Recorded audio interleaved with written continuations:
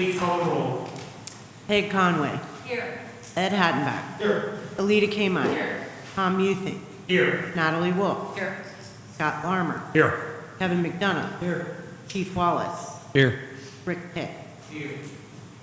If everyone can please rise and join me in the Pledge of Allegiance. I pledge allegiance to the flag of the United States of America and to the republic for which it stands, one nation, under God, indivisible, with liberty and justice for all. The first item on the agenda this evening is our minutes from our last meeting. Those were circulated to the council members. There was a couple changes requested by Councilwoman Conway. Those were also circulated. Are there any further changes to those minutes? If not, we can consider the minutes approved. Next item on the agenda is our finance report for July. Included in your council packet is the UAN report, but I also have a memo in there that summarizes the month of July from a general fund perspective. The earnings tax collections for the month of July total $145,000. That was up about 2.3% from July of 2018's collection of $142,000. The earnings tax collection estimate for 2019 is $2,750,000. Year to date, we've collected a little over $1.9 million, so about a 71% collection rate at this point. The village did have property tax receipted in July. This was an advance from the Hamilton County Auditor's Office in the amount of $400,000 for our general fund. The local government fund netted almost $6,000 for the month of July. That brought our total revenue for the month at $613,000. Our estimate for the year is bring in $4.9 million. And so far, we've taken in $3.5 million to about 72% collection on our estimate of revenue. In regards to expenses for the month of July total $442,000, and this brings our year-to-date expenses at $2.8 million. Our budget for 2019 for the general fund is $5.2 million, so we've expended about 54% of the general fund budget. So at the end of July, that leaves us with a $5.7 million unencumbered general fund balance. And that's what Are there any questions for the manager? Okay, we'll move on to the next item on the agenda, and we have one citizen to address council this evening. Elinor Ziv. My name is Elinor Ziv. I live at 2955 Belkay Lane, and I'm here because I am a realtor in the village. I sell pretty many houses in the village, and I've had people say to me, our taxes are too high. Taxes are too high. And our services are great, and our taxes are wonderful. But I've also been on next door Amberley, and something jumped out at me because of hearing all of these people who are buying houses and saying, why do we have to pay so much taxes if we buy in Amberley, et cetera. And it appears that when Amberley Green was first set up, it was set up and we were told that there was nobody except Amberley residents allowed. You had a sticker on your car, and if your sticker was not on your car was going to be towed. I did not know that apparently council at one point rescinded that, and anybody is allowed to now use Amberley Green. I found that out on next door Amberley. It does not come without expenses. I don't know what you're paying for cutting the grass, but it is not free, and it is no longer done by Amberley's maintenance crew. You hire it out. So that has an expense with it. And it's not like that there are no parks any place for other people to walk that are not part of Amberley. Down by the Village Hall right here, there is an open space that people can walk that we maintain. And there is French Park for animals, for whatever you want. Amberley Green is secluded. When I go to Amberley Green and walk, I expect it to be people that are vetted, that we know that I'm going to be safe, because it's very enclosed. So my request is for you to examine what you have done by opening Amberley Green.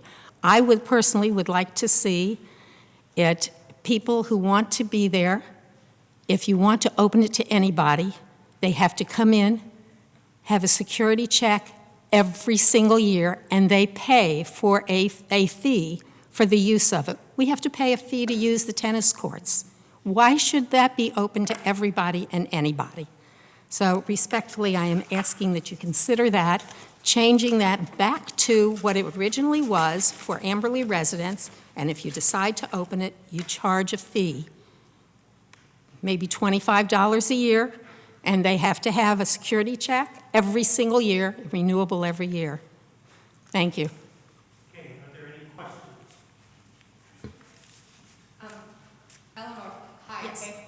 Thank you for coming to speak to council in your professional capacity as a realtor.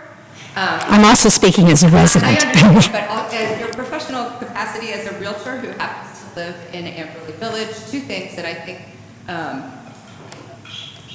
qualify you to come and inform council about the state of attracting people to live in Amberley Village. I wanted to make sure that I wish Thank you. that more realtors would come and talk to us, because I think that as a council and the administration, we really don't know, and we need to do a better job in that regard of attracting people and telling them why it really is such a great place to live. Regarding the reason that you, as a resident, that you came to speak about Amberley Green, we are aware that Amberley Green is secluded, and actually that is one of the reasons that we require non-residents use it already, and that's why we require them to have a sticker on their car, so that if you are alone on Amberley Green and you pull up and you see a car in the parking lot, you won't be surprised that there is somebody there, because the likelihood, more often than not, someone's going to drive to Amberley Green and park in the parking lot.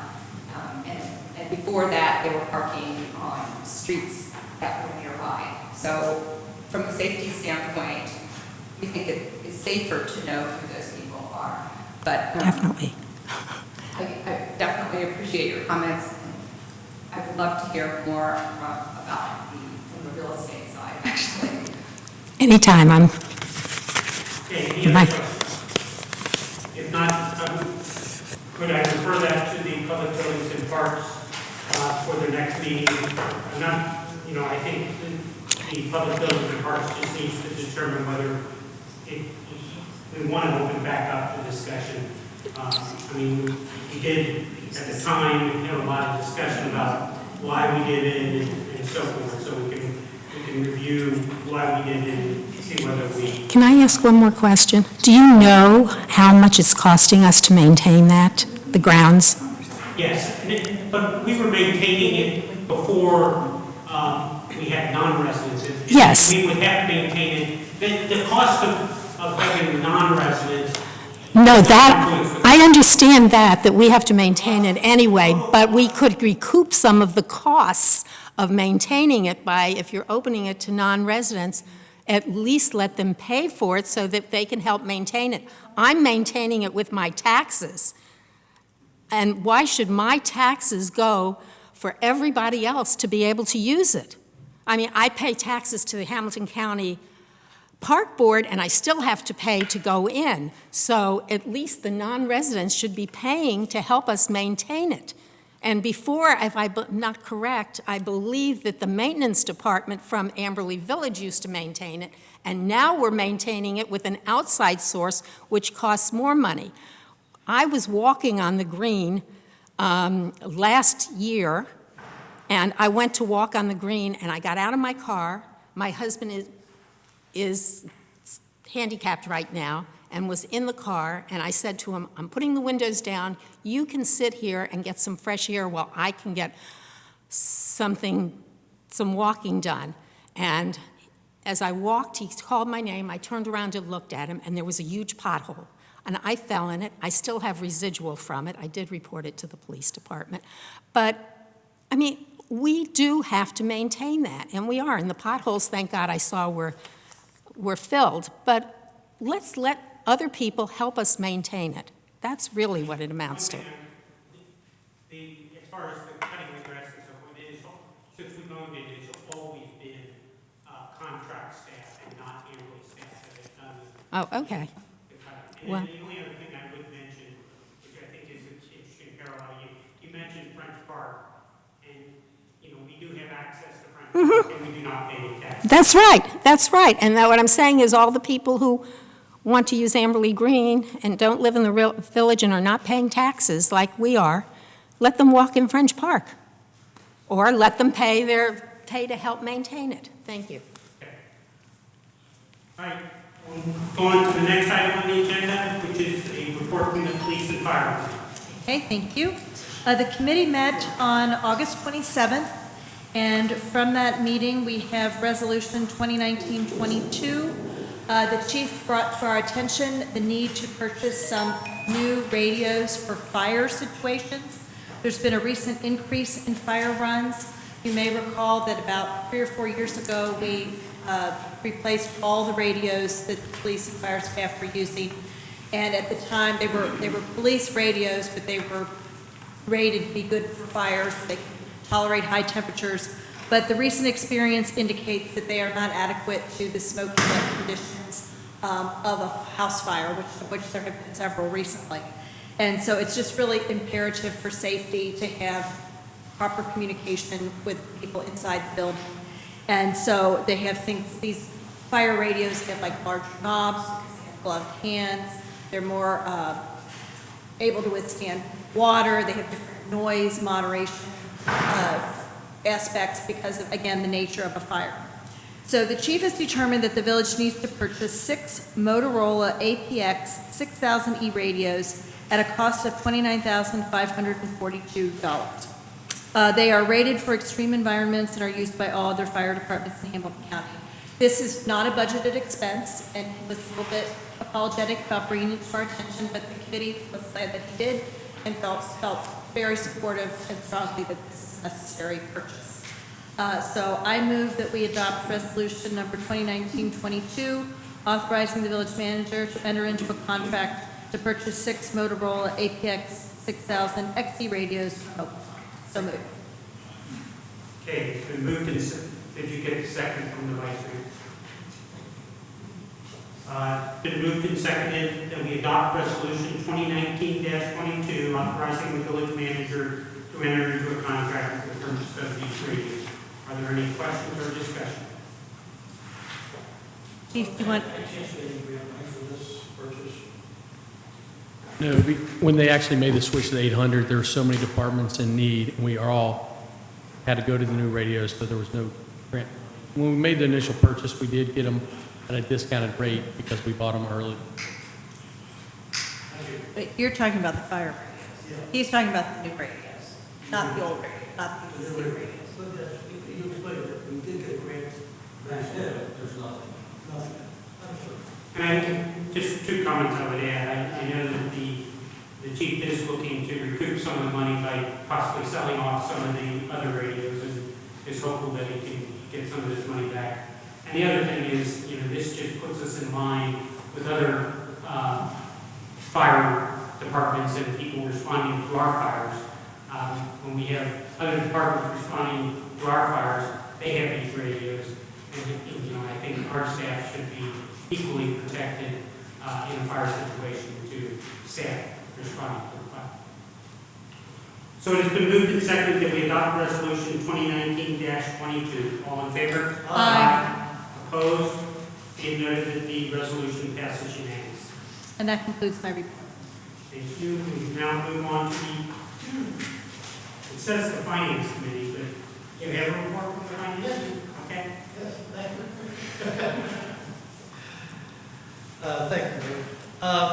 At our recent Finance Committee meeting on August 21st, we had the pleasure of having Tom Carroll, who is the village manager of Silverton, make a presentation of some very interesting statistics about the first suburbs source. And he did some analytical work which is quite interesting. And this information is before all the council members on it at their place. Some of the things which were interesting to look at is, he took a look at all 33 communities which surround the Cincinnati area, rated them from stable down to extremely challenged. And we're happy to report that Amberley is a group of communities which are considered stable communities. Some of the statistical information which was provided is quite interesting. The change in real estate property values since 2000, from 2008 to 2017 indicates that Amberley Village is still a little bit below the average in Hamilton County, but our property values are still about a little over 3% less than what they were 11 years ago. So we're making a comeback as far as property values are concerned. One of the other statistical things which was addressed was income tax collections per capita. We are on the higher side, but not quite paying $1,000 in income tax per capita. That's the nature of the fact that we charge 2% of our earnings tax revenue to employees who work in the village, as well as to the residents. If they have to pay up to 2%, whether they work in the city of Cincinnati, they have full reciprocity. They work outside Amberley Village, they have to pay the full 2%. Another interesting statistic that doesn't help a whole lot to explain it is the tax burden overview, which just says Amberley Village is 2%. Some communities are 1%, some communities are even higher at 3%, such as Lincoln Heights and North Alabama. So it's basically, it's a statistic indicative of our earnings tax rate. One of the things which was quite interesting is that our population gain, we have one of the few communities which has a population gain. So, and the actual increase from 1990 to 2010 was up by 3%. Occupied housing units, change in occupied housing units in Amberley Village is up 12%. Poverty level, which is a good indication of our stability, shows that Amberley Village is only one of two communities which has a low poverty rate. The other community which falls in that category is Marymount. Ratio of public safety expenditures to income tax per capita, we are at 95% of our earnings tax goes to police, but this is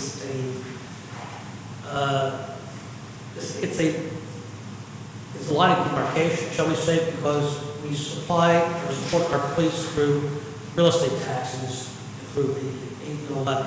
So it's an unfair statistic which looks negatively on Amberley Village as far as I'm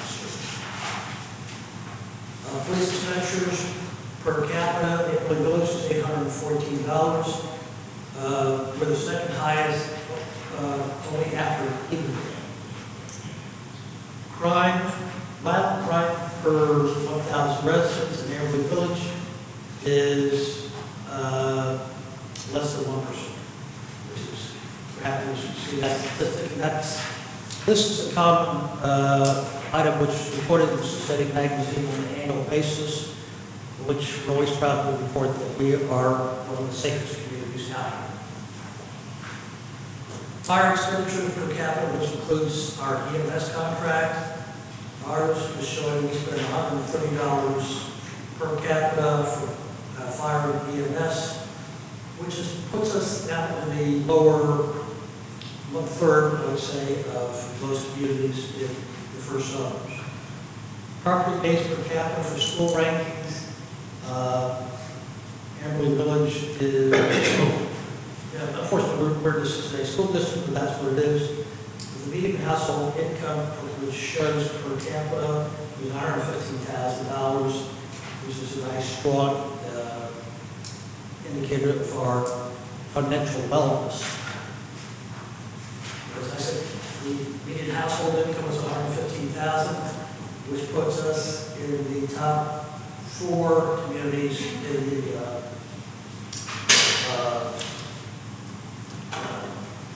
first suburbs consortium. Eviction rate, that really relates more to apartment residents, and it would have been interesting to see along with eviction rates what foreclosure rates would be. So those were some of the things that were presented by Mr. Carroll. Extremely interesting. We all have this copy here. It's something which we can review some more. I think Mr. Carroll also is going to have some open meetings coming up in Esselt. Are there any questions? Yes. Ed, thank you for that review. Actually, that was really very, very interesting. The only thing I would take issue with is your characterization of, unfortunately, we're in Cincinnati Public Schools. I was going to get that too. Ditto that as well. Hang on, because Cincinnati Public Schools is an excellent school district, and I'm sure many residents moved to Amberley for the schools, and my children, and I believe yours as well, are graduates of Walnut Hills High School. But the and, thing is, they graded us D. They graded us D. That's the sad part. I don't disagree with you, but it's unfortunate that's what this should be. I hate to disagree. I do agree with you. That's why we need more realtors like Mrs. Ziv to come in and let the world know that Absolutely. CPS, sending your kids to CPS schools is a great idea. Lots of happy customers here. And they are up 4,000 students across the district this year. We also, that was one of the things we did enjoy the part of our law partnership, so proud of our special comments. Any other questions or comments? I'll just comment that I did sign up to go to that, whatever it is, at the end of September, you sent us the information. I thought his presentation was really well done, and he contextualized a lot about, more national and regional trends, so if anyone else is going, just let me know. That concludes Okay. finance. Okay, we'll now move on to the streets, public utilities, and sewage chief. Which, 41. In the absence of Councilman Warren, who is the chair of that committee, the second committee member gives a report, and that will be Councilman Hattenbach. Thank you. Okay, the first item on the agenda is to introduce resolution 2019-23, authorizing the village manager to enter into contract for 2019 stormwater water rehabilitation program. The committee voted to recommend to council to authorize the village manager to enter into a contract with Atlanta Construction to perform projects for the 2019 stormwater program. This was a competitive bid process. For information. And we were rather surprised that for the first time, many times we see bids which have been pretty uniform across the board. The Atlanta quoted us $56,460. The next bid came from Smith Construction. We've also done work with $57,100. And Smith Corp, another company, showed $58,200. So these bids were very, very close. They're less than what our engineering estimate was, which was $73,600. Accordingly, I move that we adopt resolution number 2019-23, authorizing the village manager to enter into contracts for the 2019 stormwater rehabilitation program. Second. Okay, it's been moved and seconded that we adopt resolution 2019-23, authorizing the village manager to enter into contracts for the 2019 stormwater rehabilitation program. Were there any questions or comments? If not, it has been moved and seconded that we adopt resolution 2019-23. All in favor? Aye. Opposed? Being noted that the resolution passes unanimously. Next item I have is a contract, or to introduce resolution 2019-24, authorizing the village manager to enter into a contract also with the letter construction for repairs and catch basins as part of the stormwater system. This was a not competitive bid, I believe, because it falls below the normal bid requirements. Is that correct? That is correct. So the bidder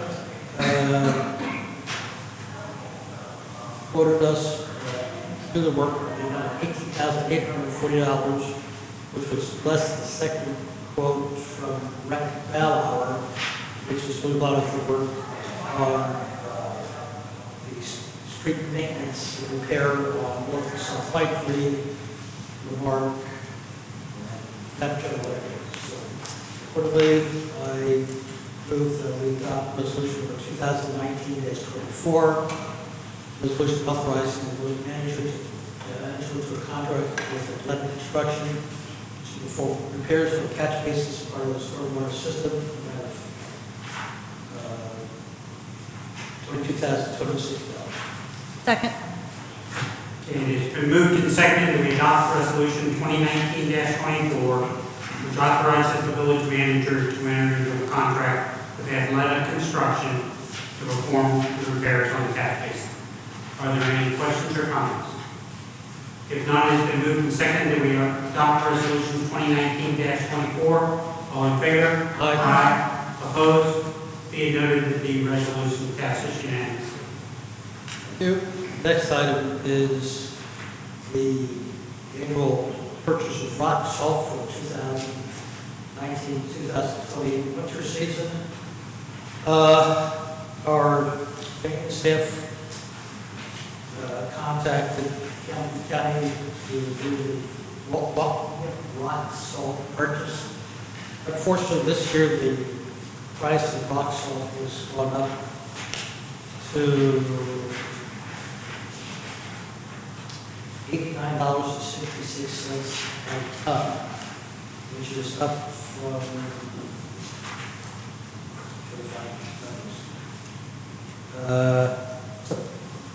not quite $10 from last year, but that's, unfortunately, this is the way the project works. We are committed to purchasing 900 tons of rock road salt for 2019-2020 season.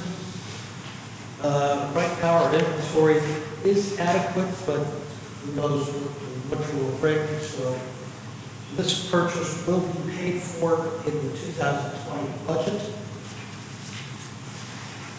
Quickly, I move that we adopt resolution number 2019-25, authorizing the village manager to enter into a contract with Hattenbach County as its vendor for first salt for snow and ice control purposes. Second. Okay, it has been moved and seconded that we adopt resolution 2019-25, which authorizes the village manager to enter into a contract with Hampton County for the purchase of our salt.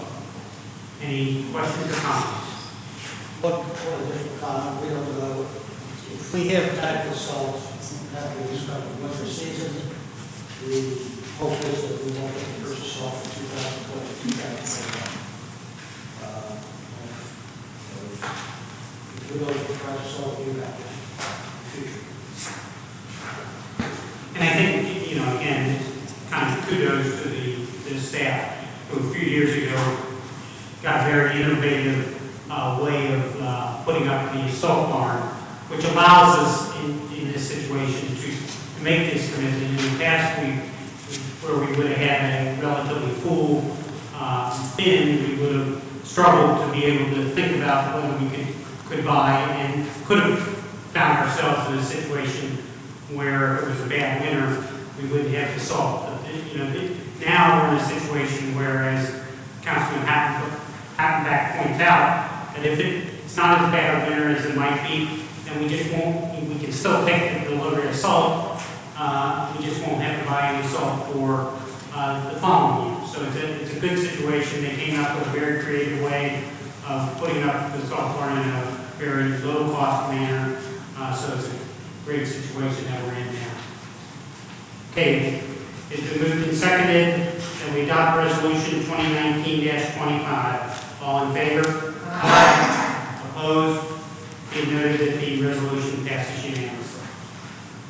Thank you. Finally, we have a meeting with a new company which will be representing us. The new company is AGE, which is, they have acquired the company with whom we used to do our electric application. And it's going to continue on. And indications right now are that the kilowatt hour price will be lower than what we're paying currently. So we might be paying less than 5 cents per kilowatt hour. And the resolution that I'm proposing is to adopt this resolution 2019-26, authorizing the village manager to enter into an agreement for the purchase of electricity for Amberley Village electricity aggregation program. Second. Okay, moved and seconded that we adopt resolution 2019-26, which authorizes the village manager to enter into an agreement for the purchase of electricity. Are there any questions or comments? I saw your hand. Yes, thank you, Mayor. I came to the tail end of this meeting, and I'm pretty sure I heard that there is a clean, renewable energy option at a little bit of a higher price for our residents. Is that correct? We currently have that for our residents. So if the resident wants to go with green energy, they have the option of buying up. And we anticipate that when AGE, which is our energy broker, goes out to the RFP, they will have a similar structure where residents can buy up. Can I make a suggestion that we do a near future newsletter article, again, talking about our energy aggregation, but also talking about or explaining the difference between regular electricity and the renewable electricity option. From what I understand, using the clean electricity can reduce the incidence of power outages sometimes, power surges, and I for one would like to know more about that because we experience quite a lot of that here in Amberley. And I think our residents would like to know the difference as well. If there's a correlation, I'm not sure what you're referring to, but the energy is coming. It's the exact same. I mean, in order to get clean energy, what they do is they buy what's called renewable energy credits. They're called RECs. And what a REC does is basically, what a REC does is, the reason the REC energy and the market came about is it's a way of encouraging people to invest in renewable energy. So if I own a windmill out in Indiana, I can sell renewable energy credits, or I can sell my green energy right to the utilities. Or I can do both. I can sell my energy to the utility as non-clean, and I can sell my RECs. And what that does then is, by selling RECs, it gives me more incentive to invest in more windmills or solar or something. So it is very effective in getting investment in renewable energy. But as far as the energy that gets delivered to your home, my home, if you buy green energy and I don't buy green energy, what is delivered to each of our homes is the exact same. Well, Even so, thank you for that explanation, because I find it very interesting, and I think our residents would also. Yeah. We're wondering about this RFP goes into effect starting in 2020. But we're trying to see if there is an opportunity to get a blended rate to try to decrease some of the current costs right now. So it could be up to the 3-year with the, including 2019 to 20, which would make it a 4-year program. And what the resolution does is it puts the village manager in his spot in a place that when we send out the RFPs, the price comes in very favorably, that he can react without having to come back to us. He will come back to us and report on what he did, but it gives him the flexibility to go out. Okay, it's been moved and seconded that we adopt resolution 2019-26, which would authorize the village manager to enter into an agreement for the purchase of electricity. Are there any further questions or comments? If not, it has been moved and seconded that we adopt resolution 2019-26. All in favor? Aye. Opposed? Being noted that the resolution passes unanimously. Thank you. Thank you. We'll now move on to the manager's report.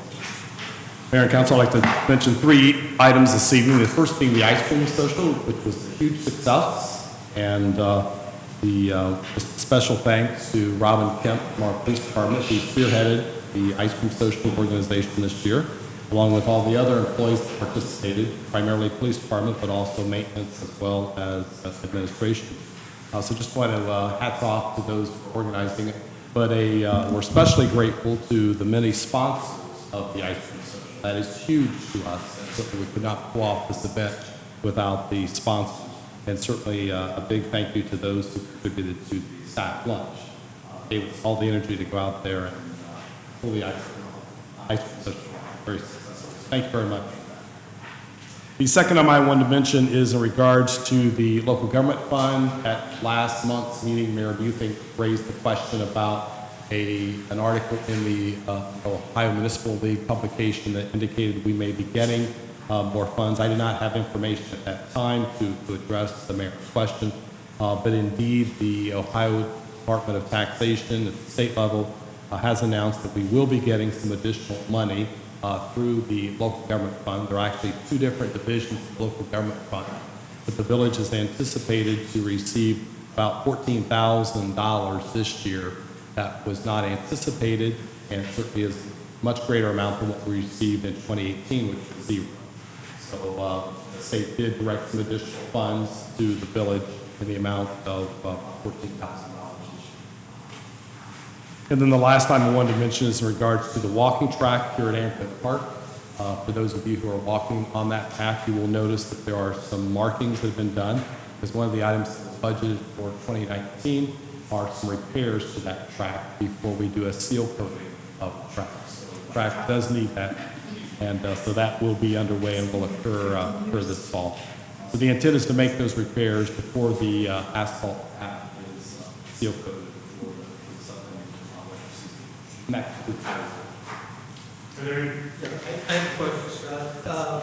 The gasoline tax which went into effect on July 1st, have we received any revenue from that? We will have received revenue next month. We will start seeing revenues most likely with the September book. So we will start seeing that. Sorry? It comes with it will just come as part of our regular allocation. And my intent is that later this year we'll have a discussion about what that gas tax means and some of the other ramifications of funding sources and village needs from a capital. Okay. Sorry, Chief. You? I just get one quick item. Next month at council meeting, we're going to We had a resident in the audience that made a donation to the police department in honor of some training stuff, and one of the first steps of the whole project is done, and we want to set our big tabletop display up and show it, and it's something, it's really proud to put it out there, and it's making a great training tool. So next month, we want to present that and also acknowledge her for being here and all the support she has given us through the years. Are you going to set it up in here or in the conference room? So I'm going to set it up probably in the conference room, and we'll take a look at it. But in here, I'll have the big, large screen TV set up with some pictures to show it in use of personnel using it.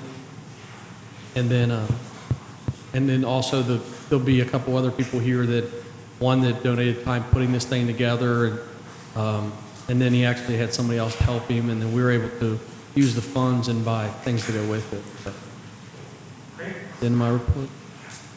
Are there any questions for the chief? Now we'll move on to the mayor's report, and I just have a couple items. First, on the Environmental Stewardship Committee, the meeting that was scheduled for September 23rd has been canceled. The next meeting will be October 28th, and that is on Monday. It'll be down in the community room. No, I don't. We booked the community room that evening for our Board of Education candidate night.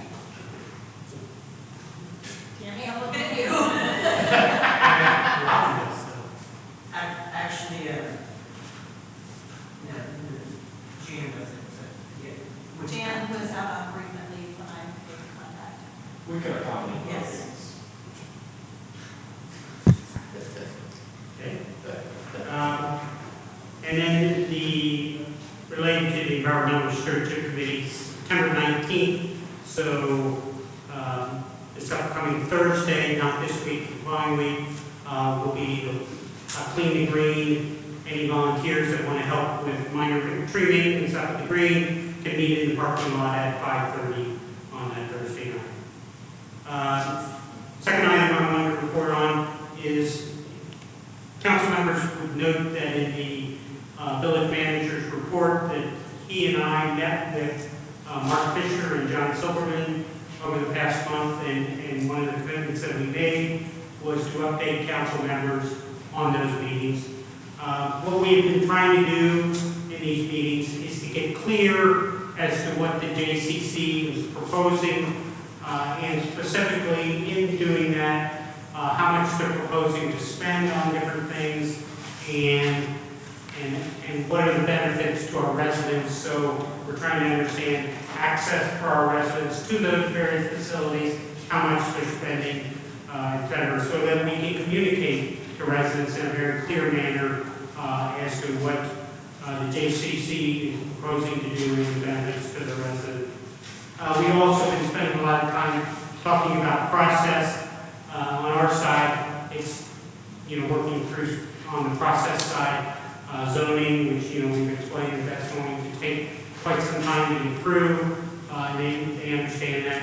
They have also been sharing with us some of their plans for if this goes forward, what some of their plans might be for up at the existing facility up at the Jewish Community Center, which sound very exciting and would involve a lot more employees, which does translate into more money to the village. And the one thing that I think the village manager and I did find pretty interesting, and they have looked at how much the Jewish organizations that are on that site pay taxes to the village, and we can't, because that's all confidential information, and I don't even know that information, but they can say how much they pay, but it does appear that they are easily the largest tax-paying entity in the village right now. We all remember 20 years ago when the largest taxpayer was Gibson Greeting Cards, but we do have another large taxpayer, and it's important that we work with them because their long-term presence in the village is very critical to us. And the last thing I wanted to mention was I was privileged to go to out of Israel, I think it was a week and a half ago. Rabbi Wise was hosting one of his last staff meetings, and I was able to go in and read a proclamation. Rabbi Wise and Kathy Wise have been great residents for the village, and I do want to just read, as a typical proclamation, it's got a lot of whereas clause, so I don't want to read both of them, or all of them. I do want to just focus on a couple. Before I do, go ahead.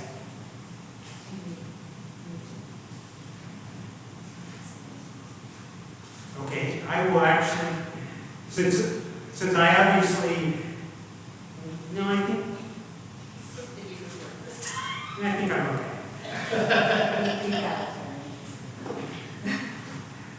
Whereas during his 27 years in Cincinnati, serving out of Israel, Rabbi Wise has officiated at over 275 weddings, more than 500 bar mitzvahs, and more than 600 funerals of congregants and non-congregants.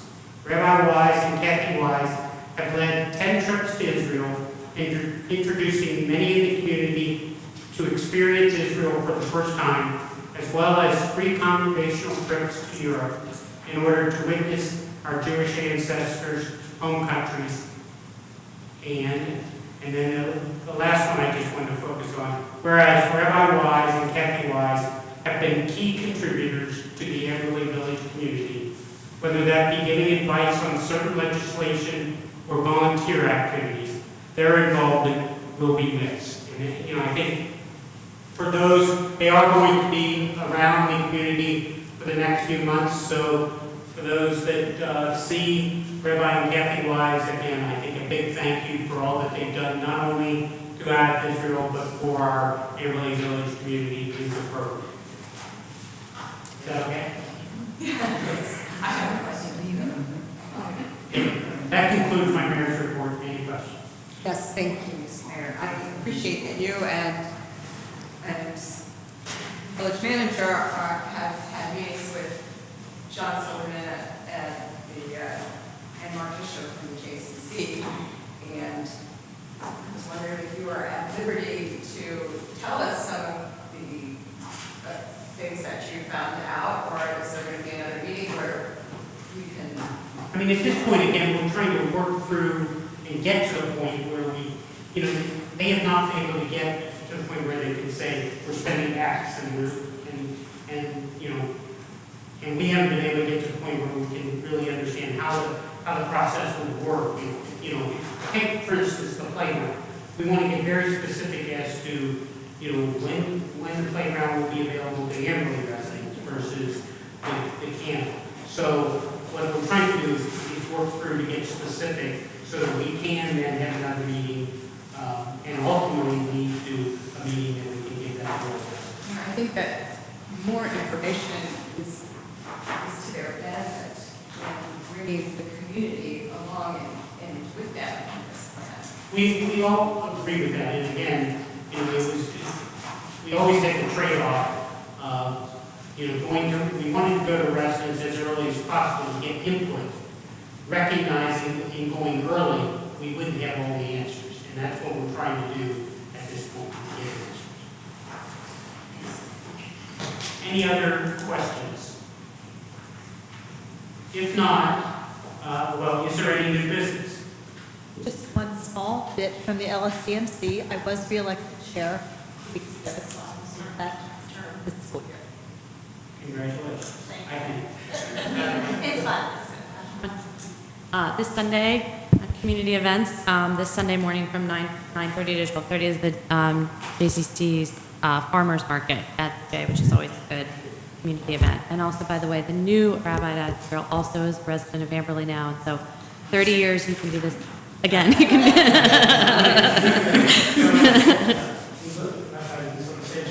Yeah, my neighbors. Okay, if there's no other new business, first a clarification for residents here or residents viewing, on the agenda this evening, it says we're going to break into executive session to consider the sale of village property. It should have probably said village property at the north site. So I just want to, this is a piece of property where, you know, as residents know, we did something with Mercy. We're now looking at another piece of the north site that we might want to do something. But I would hereby like to make a motion that we go into executive session to consider the sale of village-owned property per Ohio Revised Code, Section 121.22 G2. Okay, it's been moved and seconded that we move into executive session. Could you please? Can I ask a quick question, or just a clarification? We're not actually voting on the sale tonight. That's a good clarification. For those, again, residents, this is to give council members an update. We do not expect to come back in here for a vote. We will come back in here to adjourn the meeting, but for those residents that are here, you should not expect for us to come back and have a vote. Okay, it's been moved and seconded that we adjourn into executive session. Please call the roll. Peg Conway. Yes. Ed Hattenbach. Yes. Alita K. Mine. Yes. Tom Muething. Yes. Natalie Wolf. Yes.